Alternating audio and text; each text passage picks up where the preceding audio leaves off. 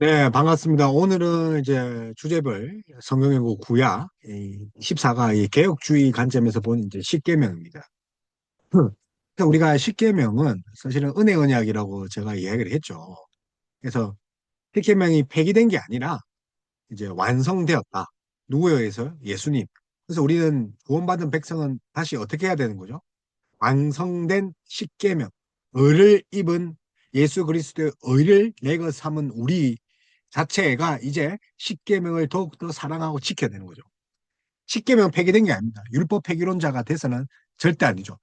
자, 폐기론자가 돼서도 안 되지만 반면에 율법주의도 되면 안 되는 거죠. 율법주의. 그래서 그리스도의 의란 게 다른 것이 아니라 하나님이 사랑하는 것을 내가 자랑하고 하나님이 말씀하신 것을 내가 따르고 하는 게 의잖아요. 그러면 율법은요? 구약 백성은 뭐가 되는 거예요? 그래서 뭐 폐기하면 구약 백성이 뭐가 되는 거예요? 아무것도 안 되는 거죠. 그래서 우리는 이것을 따라야 된다. 그래서 십계명. 그래서 율법은 자 우리에 있어서 어, 이제 어, 참 중요한 거다. 그래서 우리가 다시 한번 이제 보면 이제 이렇습니다. 어, 어느 이제 과학적 무신론에 대해서는 거의 비판하지만 또 과학적 사실에 대해서는 열린 태도로 일반 운송적 가치를 이제 수용해야 되는 거죠. 그래서 뭐 과학이라서 무조건 배척하면 안 된다. 배척해야 된다. 그러면 이제 안 된다는 거죠. 그래서 이제 오늘 이제 우리가 이제 어 십계명 연구 우리 이제를 계속 하는데 사실 그 단순한 율법책이 아니란 말이에요. 그러니까 윤리를 가르치고 법을 가르친 건데 구원받은 성도의 삶에 규정하는 삶으로서의 규범이에요. 구원받은 신자의 삶의 규범, 이 규범인데 로머스잖아요. 그래서 구원받은 백성의 이 규범이 율법이고 십계명이란 말이에요. 그래서 그 어떻게 보면 믿기만 하면 된다 이런 왜곡된 그 구원론보다는 진짜 믿었으면 어떻게 살아갈 거냐. 그래서 이 율법 하면 생각나는 게 삶입니다. 그래서 제가 이제 이야기를 했잖아요. 율법이 진단 키트다. 자, 코로나 진단 키트로 내가 코로나를 걸렸는지 안 걸렸는지 알 수가 있죠. 자, 율법을 통해서 내가 어떤 죄를 지었는지 알 수가 있죠. 무섭죠. 근데 제3용법. 자, 칼빈이 말하면 제3용법이 뭡니까? 자, 이제 키트는 진단 키트이기 때문에 치료제는 되지 못하죠. 치료제는 오직 누구입니까? 예수 그리스도죠. 예수 그리스도. 자, 그래서 진단 키트로 코로나 진단을 받으면 치료약을 써야 되죠. 자, 그래서 우리를 인도하는 몽학 선생이라는 거죠. 치료로 예수님께로. 자, 그래서 이 성도의 삶을 규정하는 그런 노모스가 이제 있는 건데 믿기만 하는 것이 아니에요. 자, 우리 이제 거듭난 성도는 이제 뭐가 합니까? 성화를 해야 되죠. 성화. 자, 우리가 중생을 했단 말이에요. 예? 거듭남 사람답게 살 수밖에 없죠. 그런 자격을 얻었다니까요. 아니, 그렇게 살아야 된다니까요. 아니, 생각해 보세요. 제가 흥분한 이유가 아기가 태어났는데 다시 엄마 뱃속 들어가겠다는 놈이 어디 있어요? 어느 새끼가 그렇게 해요? 자, 다시 거듭났는데 다시 옛날로 돌아가겠다는 사람이 있어요, 없어요? 자, 죄로 돌아가겠다 있어요, 없어요? 없다니까요. 태어났으면 살아야죠. 그래서 성화 없는 신앙은 존재하지 않아요. 자, 그러나 행위로 구원받는 것은 아니에요. 그죠? 그러나 구원받는 성도는 행위로서 증명할 수 있는 거죠. 그래서 율법, 특히 이제 십계명을 회복해야 된다. 제가 율법주의 아니라고 했습니다. 분명히 그랬어요. 세상 속에서 살아가지만 세상과 구별되는 방법을 가르쳐 줬단 말이에요. 그게 뭡니까? 율법. 제가 율법 유창자가 아니라니까요. 아니, 그러니까 너무 이제 물타기 하지 말라니까요. 율법을 안 지키려고 율법을 이상하게 꼬우지 말란 말이에요. 그래서 율법의 그 여러 가지 뭐 365개 율법이 있다는데 그 율법의 주요 내용이 뭡니까? 모든 사람의 생명과 재산을 보호해야 되는 거죠. 생각해봐요. 자, 십계명 속에도 생명과 그런 재산에 대한 보호가 있잖아요. 그죠? 이거 안 되면 뭐 인간 생활이 되겠습니까? 자, 그러면 내 이웃의 것을 탐내지 마라. 미부모를 공경해라. 살인하지 마라. 도둑질하지 말라. 자, 이게 여러분 획일된 율법이에요. 그래서 사람을 쳐 죽인 자는 반드시 죽일 것이다. 우리 출애굽기 21장에 있잖아요. 출애굽기에. 그죠? 12장 있어요. 그리고 이제 사람이 그 남종의 한 눈이나 여종의 한 눈을 쳐서 상하게 하면 그 눈 대신 그를 이제 놓을 것이며 그 남종의 한 이나 여종 한 이를 쳐서 빠뜨리면 이를 빠뜨리면 그 이 대신 그를 놓을지라. 이에는 이, 눈에 눈이에요. 자, 이에는 이, 눈에는 눈. 이게 뭐 잔인합니까? 그러니까 그 이상을 갖지 말아줘. 야, 이를 상하게 했는데 이도 그저 배상하고 눈도 배상하면 그거 안 되잖아요. 내가 사람을 한 대 때렸는데 죽일 수 없잖아요. 네가 새 집을 건축할 때 지붕에 난간을 만들어 사람으로 떨어지지 않게 하라. 급히 들은 죄가 내 집에 돌아갈까 하노라. 자, 남의 생명과 재산을 보호하는 건 십계명이란 말이에요. 누구든지 중상과 거짓된 고소로부터 보호하되. 우리 그 신명기 너는 내 이웃에 대하여 거짓 증거하지 마라 있죠. 거짓 증거. 자, 거짓 증거는 자, 두 사람이 이제 율법에 의하면 두세 사람이 증인이 있어야 돼요. 자, 증인이 있어서 저 사람이 아무것도 안 했지만 이 증인이 저 사람이 했다고 거짓 증거하면 어떻게 되죠? 그 사람 죄가 되는 거예요.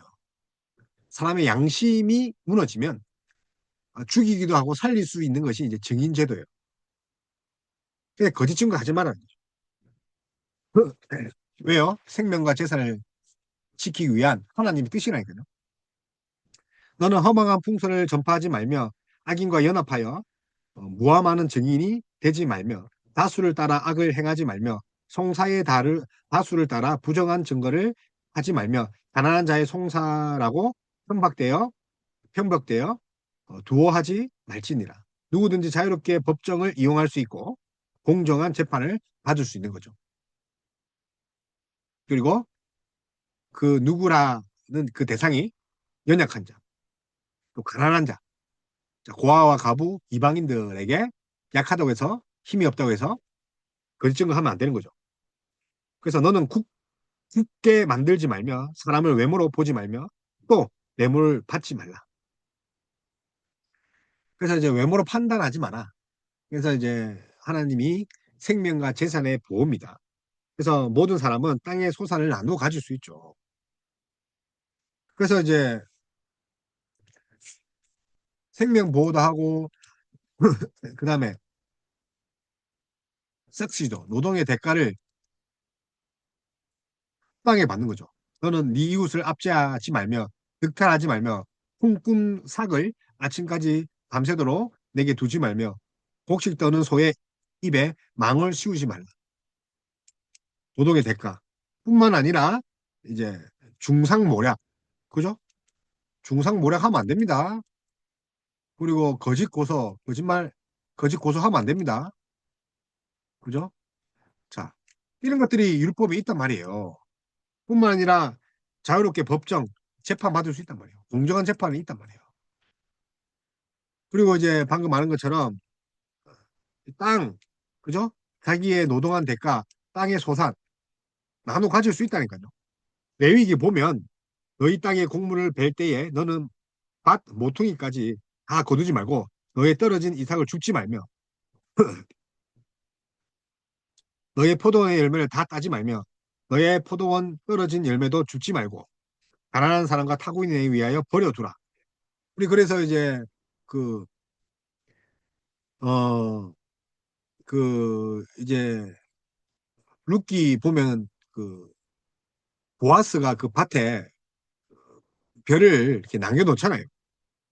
그게 이제 레위기 19장이고. 그래서 레위기 23장에도 있고. 어쨌든 이 땅 소산 가질 수 있는데 어떻게 해야 됩니까? 가난한 자들에게 나누어 줘라. 그다음에 이제 모든 사람, 아주 하찮은 사람이나 객이나 나그네 할지라도 여호와의 안식일에 함께 쉬어라. 자, 안식이죠. 외국인 노동자라 해서 그리고 빌어먹을 사람들을 데려왔다 해도 그때 쉬어야 된다는 거죠. 가축조 쉬는 거죠. 안식일을 기억하게 거룩하게 지키는 거죠. 여세 동안 힘써 일했으면 제7일은 어떻게 합니까? 여호와의 안식을 함께 누리는 거죠. 평하는 거죠. 여호와가 안식일을 복되게 하기 때문에.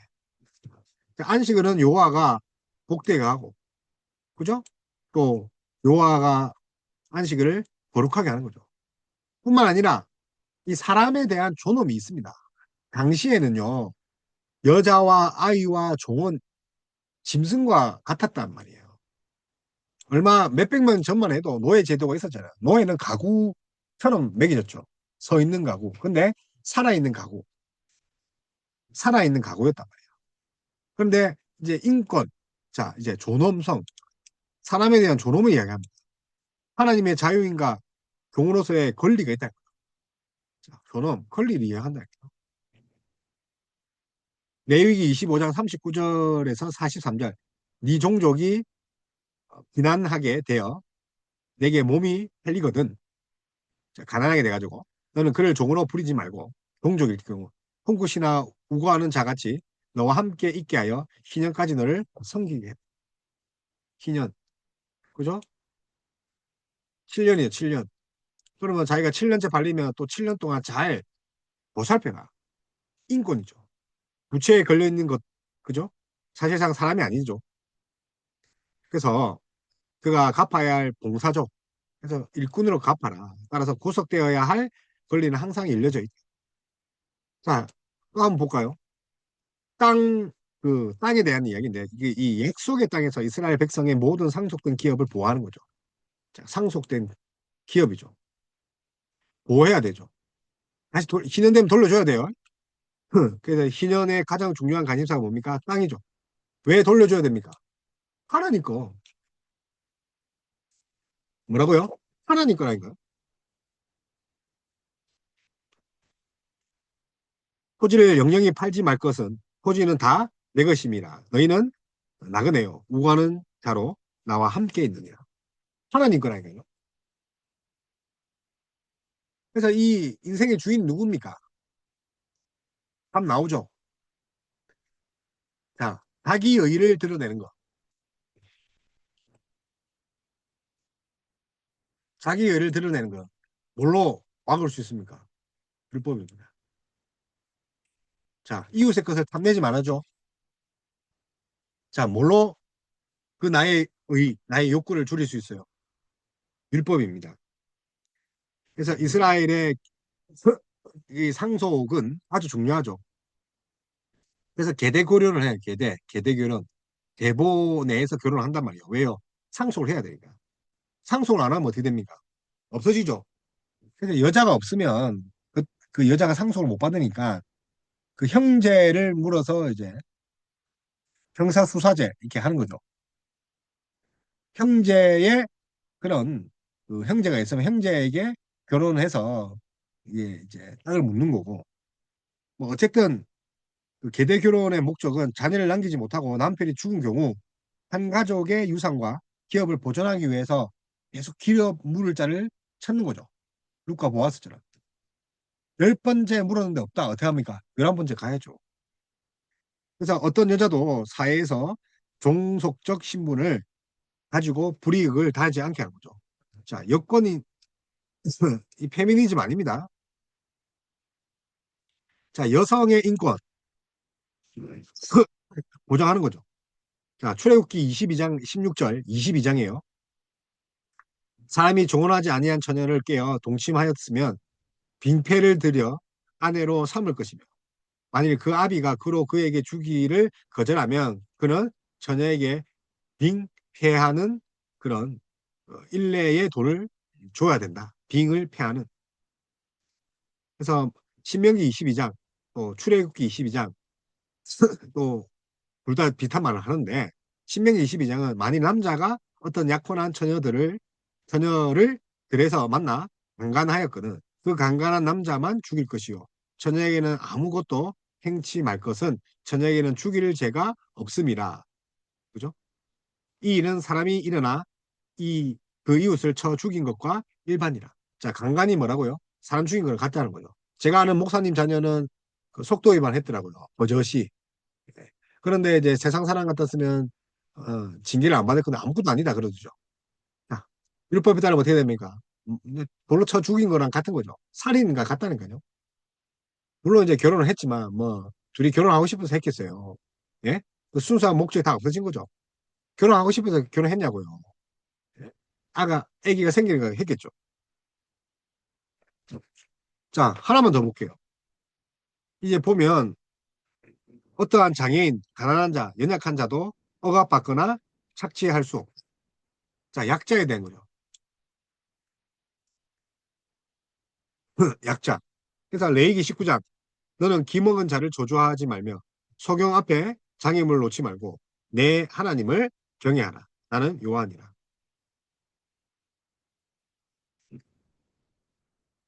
자, 그러니까 이게 여러분 그런 게 아니라 이 왕이라 할지라도 하나님의 율법 위에 자기가 존재할 수 없어요. 율법 위에 존재할 수 없다니까요. 그가 왕위에 오르거든 레위 사람 제사장 앞에 보관한 이 율법서를 등사하여 평생에 자기 옆에 두고 읽어서 그 하나님 여호와 경외하기를 배우며. 자, 신명기 17장에. 자, 율법을 계속 외워야 된다는 거는 읽고 실천해야 된다는 거죠. 왕이랄지라도. 그러니까 이 왕은 어떻게 해야 됩니까? 이 하나님이 주신 사회적 구도 안에 그 사회적 그 위치들을 하나님 세우신 자, 이거 자를 인정해야 된다니까요. 사람에게 완악하지 말고 완악하고 해역한 아들이 있어 그 아비의 말이나 그 어머니의 말을 순종치 아니하고 부모가 징책하여도 듣지 아니하거든. 그 부모가 그를 잡아가지고 성문에 이르러 그 성읍 장로들에게 나아가서 그 성읍 장로에게 말하기를 우리의 이 자식은 완악하고 패역하여 우리 말을 순종하지 아니하고 방탕하며 술에 잠긴 자라 하거든. 그 성읍의 모든 사람들이 그를 돌로 쳐 죽일지니 이 같은 네가 너희 중에 악을 제하라. 그리하면 온 이스라엘이 듣고 두려워합니다. 그래서 하나님이 세우신 그 권위에 그 복종하는 거죠. 인정하는 거. 그래서 율법책이 그런 역할을 하죠. 왕도 그렇게 못하는 거죠. 그러니까 범죄자에 대한 벌은 인간으로서 존엄성을 박탈할 정도로 지나쳐서는 안 되는 거죠. 권위를 인정하기 때문에 그렇다고 해서 이제 이 죄인들에 대한 너무 지나친 벌을 해서는 안 되는 거죠. 그래서 사람과 사람 사이에 시비가 생겨 재판을 청하거든 재판장은 그들을 재판하여 의인은 어렵다고 악인은 정죄할 것이며 악인에게 태형이 합당하거든 재판장은 그를 엎드리게 하고 그 죄의 중대로 여수히 자기 앞에 때리게 하라.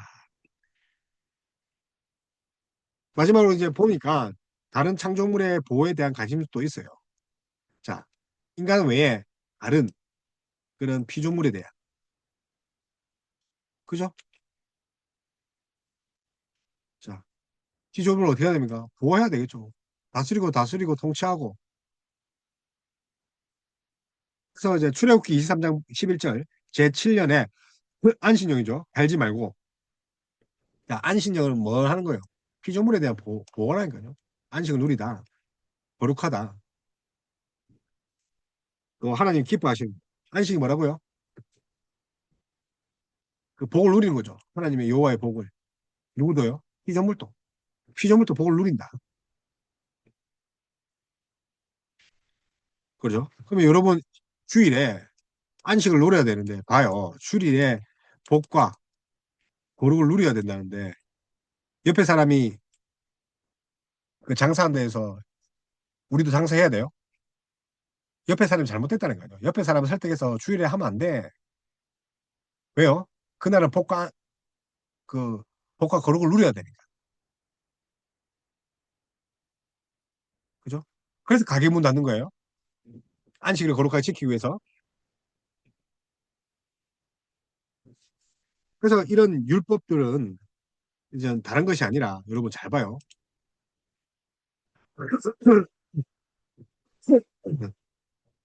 그 율법을 가리키는 용어 중에 이게 사랑이라는 게 사랑. 아하부죠. 결국은 하나님은 우리를 사랑하신다는 거죠. 아하부. 당신의 백성들을 향한 그런 그 하나님의 그 사랑이죠. 그래서 이 사랑 때문에 이 우리가 이제 율법을 지킬 수 있는 거죠. 또 우리도 하나님을 사랑하기 때문에 율법을 지켜야 돼요. 그래서 여기 충성심, 순종, 뭐 하나님의 성실함, 신실함, 뭐 신실함 뭐 다 있겠죠. 그러니까 이게 이제 하나님 사랑 또 이웃 사랑 같이 들어가 있죠. 사랑이라. 뿐만 아니라 이 율법이요. 율법에 관련된 용어 중에 이 헤세드가 있죠. 헤세드. 뭐 헤세드 같은 경우는 뭐 궁율, 뭐 여러 가지 인애, 뭐 이렇게 쓰이는데 또 뭐 솔직히 말하면 이제 사랑하고 비슷한데 그죠? 하나님의 궁율하심 뭐 이런 이 정도 되겠죠. 하나님 우리를 아낀다니까요. 그러니까 언약을 폐기하지 않고 또 끝까지 지키시는 거죠. 비슷한 거예요. 율법에는 인애가 들어가 있고 뿐만 아니라 하나님이 공평하시고 또 정의로우신 그러니까 이제 공평한 정의인데 이제 공평은 이제 미슈파트예요. 미시파트, 뭐 미슈파트, 셰파트 뭐 이렇게 하고 그다음에 정의는 체다카예요. 체데카. 그러니까 도덕적 행위에 대한 여호와의 뜻이죠. 그래서 공평과 정의, 그러니까 여호와가 하시는 모든 일에 공평과 정의가 옮겨 있다. 그러니까 우리는 이걸 굳게 믿어야 되죠. 믿을 이유죠. 믿어야 한다. 그러니까 할 수 있죠. 그래서 여호와께서 자기 백성에게 어떻게 한다는 거죠? 공평과 정의를 행한다는 거죠. 그러니까 우리가 이 율법의 표준과 규범을 따를 수 있는 것은 하나님은 항상 옳으시다. 그럼 우리가 인간관계에서도 공평과 저주를 행할 수밖에 없는 거죠. 그래서 하나님의 통치가 이제 공평인데, 그래서 이제 공평과 정의, 자, 인간의 삶의 관계성 안에서 다른 질서를 하는 거죠. 하나님의 속성이기도 하지만 인간과 또 인간의 관계에서도 그렇게 해야 되죠. 그래서 공평과 정의 외에 여호와 뜻을 함축으로 이제 표현하는 문구들이 뭐 흠이 없다, 그다음에 온전하다, 뭐 이런 뜻이죠. 흠이 없고 온전하다, 그죠? 뭐 이런 개념으로 공평과 정의를 이렇게 알았으면 좋겠습니다. 온전하다. 그래서 뭐 여호와 뜻과 일치되는 것, 뭐 이렇게 뭐 이야기를 하면 또 이렇게 길어지니까 오늘은 이제 여기까지 하고 어쨌든 율법에는 이런 것들이 담겨져 있는 거죠. 그래서 이제 이 율법에서 율법 준수에 대한 그런 하나님의 말씀들이 토라, 모세오경에 있을 뿐만 아니라 또 선지서에서도 있어요. 그래서 그리고 또 역사서에도 있고. 근데 우리가 이제 율법에 대한 그런 기록들이 사실은 토라, 모세오경이죠, 오경. 오경에도 있지만 뭐도 있다? 역사서에도 있다. 역사서는 우리가 이제 그 여호수아서부터죠. 여호수아서, 수아서부터 이제 역대 역대학가죠. 자, 이 역사서에서도 율법이 있다는 거죠. 그래서 하나님의 언약의 율법을 지켰을 때, 그리고 불순종했을 때 결과가 있는 거죠. 그러니까 여로보암의 길로 가는, 다윗의 길로 가는, 그 말이 무슨 하면 율법을 순종하고 불순종하는 그 결과가 있죠. 그래서 이 토라의 방식이죠. 순종하면 축복, 불순종하면 저주다. 그래서 하나님께서 이스라엘과 맺으셨던 언약대로 신명기 28장, 또 역사서에도 그대로 결론이 됩니다. 그래서 신명기 대표적으로 뭐 이게 이제 저주요, 저주. 그죠? 복과 저주. 이제 우리 다 했습니다. 자, 복과 저주. 자, 이 사상이 그대로 있다. 그러니까 나라가 솔로몬 때문에 나라가 찢어진 이유가 뭡니까? 예. 신명기 28장 있다니까요. 하나님 말씀을 그 이방 신을 섬겼기 때문에.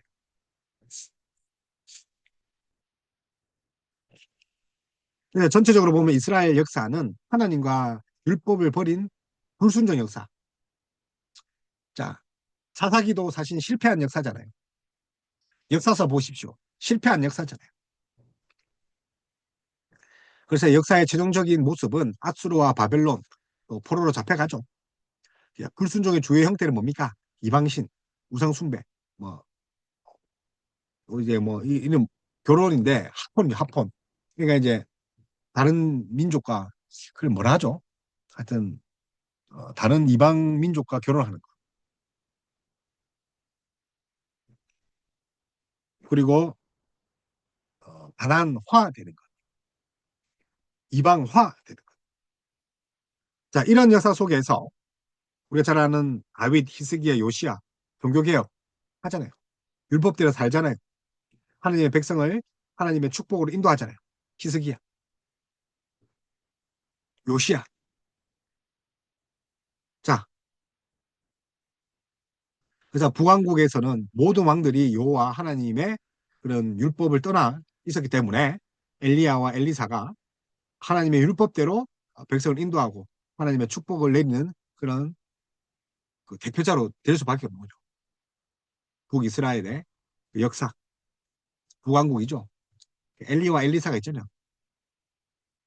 그리고 이제 에스라, 느헤미야, 포로에서 돌아왔죠. 성전 재건하죠. 역시 율법을 회복한 거죠. 자, 왜 성전을 먼저 재건해야 됩니까? 우리의 집을 재건하는 것이 아니라 왜 성전입니까? 하나님의 임재가 먼저이기 때문에. 예배가 먼저이기 때문에. 그래서 에스라는 특별히 이제 위기 가운데 백성들을 살리는 길로 하나님의 율법을 연구하고 가르쳤죠. 에스라. 그래서 에스라가 율법에 여호와 율법을 연구하여 준행하며 율례와 규례를 이스라엘에게 가르치기를 결심하였더라. 그래서 에스라 7장 10절이죠.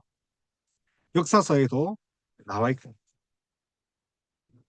또 이제 실패했지만 또 역사서 선지서도 마찬가지죠. 물론 실패했지만 자 대선지서 5권, 소선지서 12권. 그래서 이사야서 1장, 대선지서 첫 번째 장. 자 거기에 이제 남은 자 사상을 체계적으로 발전시킨 그 책이 이제 이사야서잖아요. 그 율법에 대한 강조가 있죠. 이사야. 왜냐하면 이제 모세의 소리가 더 이상 들리지 않게 되었다는 거죠. 모세의 소리가. 대선지서 5개, 소선지서 12개. 모세의 소리가 들리지 않았다. 다시 말하면 율법이 들리지 않았다. 이스라엘이 하나님을 떠났다. 그죠?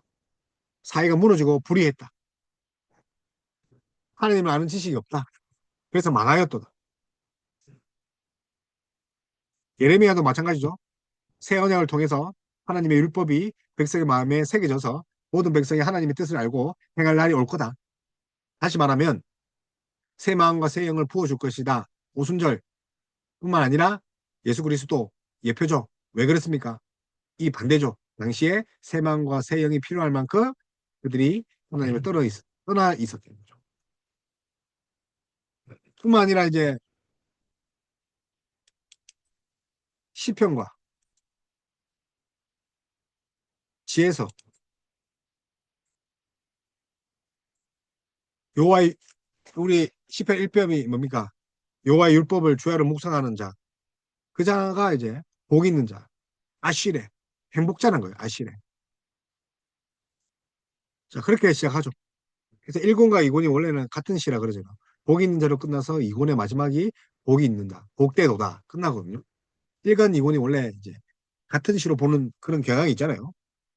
그래서 율법을 행하고 율법의 길로 행하는 것은 의인의 길이다. 그 길은 복되다. 그래서 왕의 통치와 하나님의 통치를 율법에 의한 통치, 공의와 종평, 공평과 정의죠. 그래서 신약에도 율법이 있는 거죠. 신약 성경에도. 그래서 예수님이 율법을 제정하신 분이 완성을 했으니까 예수님의 사역에 의해서 구약의 율법의 진정한 의미가 성취된 거죠. 그래서 뭐 이 신약도 마찬가지죠. 예수님을 통해서 율법이 성취된 거죠. 예수님 사역, 진정한 율법의 의미를 우리가 이제 알 수 있는 거죠. 그래서 이제 그래서 뭐 마태 사복음서뿐만 아니라 신약에 보면 이제 모든 율법의 진정한 의미가 예수 그리스도다. 하나님의 진정한 뜻을 예수님의 삶과 말을 통해서 이제 그죠? 예. 그래서 이제 어, 예수님의 이제 어, 삶과 인격과 그리고 말과 사역, 그죠? 자, 그러니까 이게 복음이죠, 그죠? 통해서 다 성취되고 뜻을 이룰 수 있는 거죠.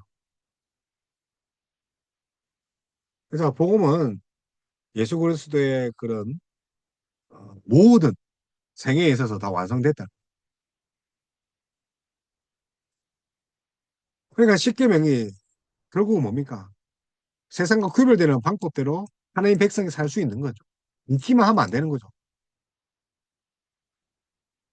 그래서 이 칼빈도 이 보면 하나님의 절대 주권, 은혜에 대한 구원, 그리고 반드시 성화에 있어서 율법 필요하다. 근데 율법이 뭐라고요? 하나님의 절대 주권이라니까요. 은혜에 의한 구원이라요. 은혜에 의한. 그래서 율법은 완전한 의를 가르치기 위해 우리에게 주신 거죠. 율법이요. 완전한 의를 위해서.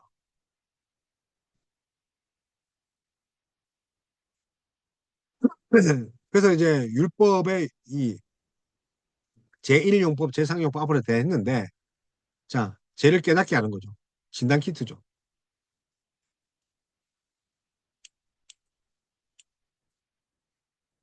그죠? 예. 그리고 사회적 질서 유지죠. 예. 그러니까 제가 얼마나 형벌이 무서운 거죠. 벌 받으니까 무섭죠. 두렵죠. 죄를 지은 것을. 그래서 이걸 죄를 억제하는 수단이다. 자, 죄를 억제하는 거죠. 죄를 깨닫게 하는 거고, 죄를 억제하는 거죠. 자, 이게 기본적인 거고, 이게 루터가 추천하는 거고, 헬비는 제3용법, 성도의 삶의, 그죠? 바른 삶의 규범이죠. 신앙의 삶의 규범. 그래서 구원받은 자의 삶의 기준이 제3용법이다. 그래서 루터는 1, 2용법에 대해서 이야기를 한 거죠. 죄를 두려워하고, 죄를 억제한다. 그리고 죄가 무엇인지를 알게 하고, 그러나 구원받은 성도에 대해서 삶은 어떻습니까? 예. 제3용법은 이제 칼빈이 좀 더 발전시켰죠. 그래서 우리가 값싼 은혜 되지 않기 위해서는 율법적으로 우리가 살아야 됩니다. 자, 윤리적 타락이 이 세상에 만연한데 율법을 지키면서 율법이 우리에게 가르친 것을 지키면서 살아야 되죠. 결국은 세상 사람과 구별할 수 있는 기준이 뭡니까? 시금성이 율법이라는 거예요. 그래서 율법을 통해 가지고 성화 예전에 이제 우리 어르신들은 그랬대요. 야, 너 1계명 지켰어? 학교 갔다 온 그 자녀에게 야, 2계명 지켰냐? 야, 5계명 지켰냐? 야, 7계명 지켰냐?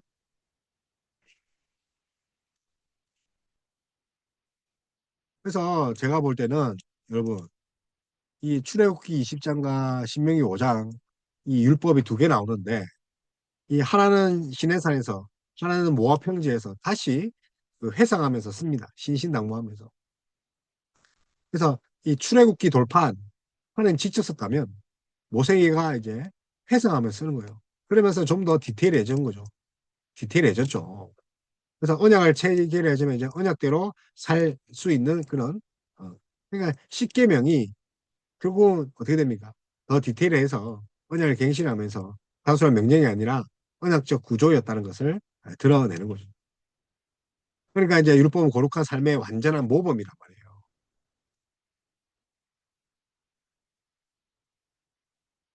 이제 어떤 분이 이제 십계명 이제 끝났으니까 예수님이 오서 성취됐으니까 이제 11조 안 해도 되지 않느냐. 우리 제사 안 드리느냐. 그래서 이런 말을 하더라고요. 형식은 폐지되었으나 형식은 남아있다. 뭐 이런 이야기를 하는데 저도 그런 거 이것도 100% 맞나 싶더라고요. 그래서 이제 율법을 어떻게 더 삶으로서 옮길 수 있느냐. 그래서 제네바 유리문답, 칼빈의 제네바 유리문답이죠. 그래서 순서가 이제 십계명, 그 다음에 사도신경, 이게 믿음이에요. 그 다음에 기도를 가르치는 기도. 그래서 뭘 먼저 가르쳤죠? 삶이라니까요. 삶을 먼저 가르쳐요. 우리 헌법책 보면 교단 헌법책 보면 앞에 교단의 헌법이 있어요. 그리고 나서 이제 뭐가 있냐면 이제 요리문답, 이제 그다음 신앙 고백서, 요리문답 이런 게 있다는 거죠. 헌법. 물론 이 십계명과는 다르지만 법대로 정의와 공의를 행해야 돼요. 그러면서 이제 법이 중요한데 근데 이제 이제 뭘 이야기하냐면 칼빈은 이제 나중에 어떻게 고치냐면 이게 이제 앞에서는 이게 루터는 이렇게 이제 루터의 가르침이 십계명, 좀 믿음, 기도인데 물론 처음에 이제는 루터에 따라 했지만 법이 중요하죠. 근데 이제 믿음, 법 이렇게 바뀌었어요. 왜냐하면 구원받은 성도니까. 자, 믿음으로 하나님의 법을 지키는 거예요. 이렇게 변화된 거죠. 원래는 이제 법이고, 그죠? 그 다음에 믿음이었는데, 신앙이었는데, 그 다음에 기도인데, 이게 이제 구원받은 성도는 어떻게 됩니까? 믿음으로 지킬 수 있다는 거예요. 그래서 삶으로 이어지고 순종으로 가야 된다. 순종의 개념이다. 법의 개념보다는. 그래서 십계명은 사랑의 범위죠. 우리 이야기를 했죠. 그래서 남의 것을 인정하고 인권과 그죠? 재산권 보호죠. 그래서 하나님 사랑, 이웃 사랑. 그래서 단순한 행위가 아니라 우리의 마음까지도. 그래서 이 여러분 행동만 하는 게 아니죠. 그래서 우리의 속 사람, 속까지도 변화되길 원하는 거예요. 속. 그러니까 이제 율법이 단독적으로 이렇게 있으면 이제 불가능한데 성령 충만함으로 순종 가는 거죠. 율법 단독적으로만 행할 수 없어요. 자, 우리 안에 성령이 계시다니까요. 성령을 주셨죠. 어떤 분이 그런 이야기 하죠. 요한복음에 원하신 예수님께서 성령을 받으라 후 했다.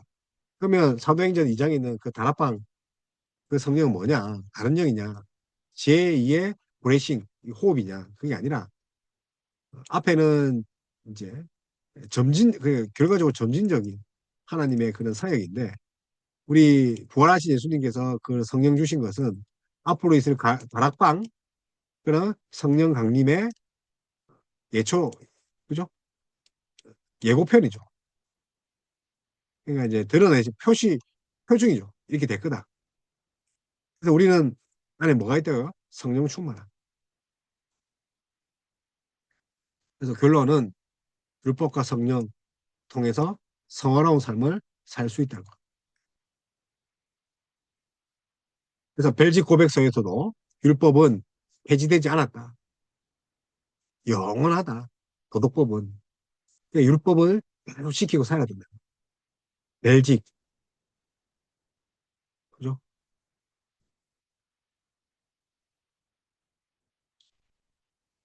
그래서 네덜란드 신앙 고백서잖아요.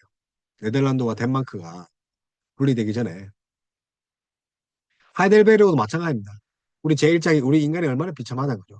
그래서 우리의 진짜 진정한 위로가 누굽니까? 예수 그리스도. 그리고 구원, 감사. 그래서 십계명은 우리가 감사해야 될 영역이라.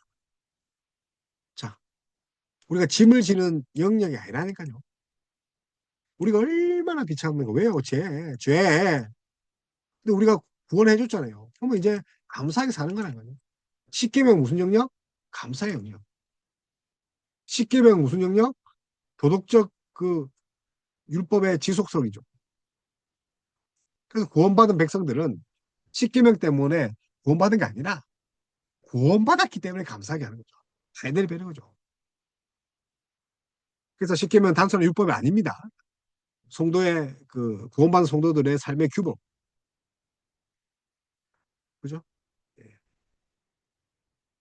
자, 그다음에 제2 신앙서, 신앙 고백서죠. 일빙글리, 하이링걸, 스위스 사람이죠. 블링거, 하임리 브링거.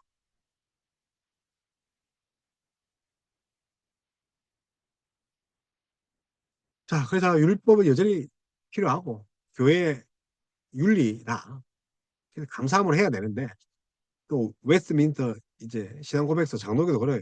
도덕법, 의식법, 시민법을 구분한다. 도덕법은 영원하다. 그죠? 시민법, 그죠? 지키는 하나님 백성으로서 지켜야 된다. 의식법 폐기되었지만 그래도 그 정신은 남아있다. 그리고 성도의 삶이죠. 율법은 구원받는 조건이 아니다. 그러나 순종해야 된다. 감사함으로. 은혜의 자리다. 은혜 언약이다. 그래서 참 신자는 반드시 성화의 예배를 맺어야 되는데 성화 없는 구원 없다. 중생 없는 성화 없고 그죠? 자 이렇게 하면 봐봐요. 중생이 뭐라 하면 그 그리스도의 사귐의 시작이요. 성화는요. 그리스도와의 사귐의 계속이죠. 자 시작이 없으면 계속이 없죠. 중생이 없으면 성화가 없다니까요. 중생한 사람은 뭘로? 율법으로 성화를 이룬다니까요. 율법 없이는 성화가 없다니까요. 그죠? 자, 자, 세례는 뭡니까? 사귐의 시작이에요. 성찬은요, 사귐의 계속. 시작이 없으면 계속도 없죠. 시작이 없으면 계속도 없다. 세례가 없는데 어떻게 성찬이 있습니까? 세례를 안 받고 성찬할 수 있어요? 우리 개혁주의 그리 안 합니다. 우리 그런 족보 없는 그런 신앙이 아니에요. 자, 순서가 있다고 질서란. 이거 질서 파괴하면 안 됩니다. 자, 구원받는 백성 이제 뭘로? 율법으로 다시 성화를 이루는 거죠. 그래서 십계명 하나님의 관계 중심이죠. 계약문이에요. 이제 그리스도 중심. 율법은 예수님이 완성했죠. 이제 그리스도 안에 성취됐죠. 원래는 우리가 어떻게 했다고요? 하나님 관계 중심인데 이제 그리스도 안에 성취되었기 때문에 어찌해야 됩니까? 물질주의나 윤리, 붕괴, 형식적 신앙 왜 그렇게 됐다는 거죠? 율법을 지키지 않았기 때문에. 지금 제일 필요한 게 십계명이에요. 신앙의 기준, 윤리의 회복, 공동체 회복. 그래서 율법은 하나님의 뜻의 표현이에요. 아빈크도 율법은 은혜와 대립하지 않는다. 오히려 은혜의 결과다. 존 머레이도 언약적 윤리. 그래서 율법 폐기론자를 비판하고 윤리 회복이죠. 저도 이제 새 성전을 가면 이제 십계명을 강의할 거예요. 무너졌던 예배, 무너졌던 도덕성, 무너졌던 그런 율법적인 정신, 11조 회복시키고 있습니다. 그래서 전인적으로 우리가 거듭나게 성화하는 거죠. 행위와 마음과 동기.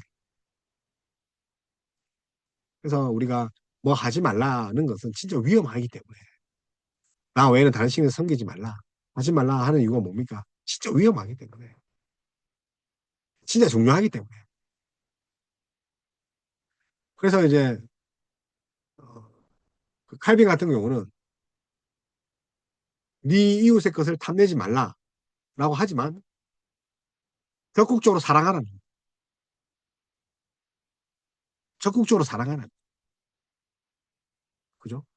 거짓 증거하지 마라. 적극적으로 사랑하고 세워져라는 거죠. 확장 해석하는 거죠. 그래서 십계명은 구원의 조건이 아닙니다. 그러나 구원의 필연적 결과죠. 구원받는 백성이 살 수 있다. 성도의 삶은 반드시 율법을 따라야 된다. 율법주의가 아니에요. 그래서 칭의, 중생, 성화, 영화. 십계명은 성화의 구체적인 내용이다. 자, 그래서 오늘 이 십계명 구약 주제 십계명 우리 오늘 마무리하고 다음 시간에는 성막, 성전이라는 그 주제로 한번 다시 넘어가도록 하겠습니다.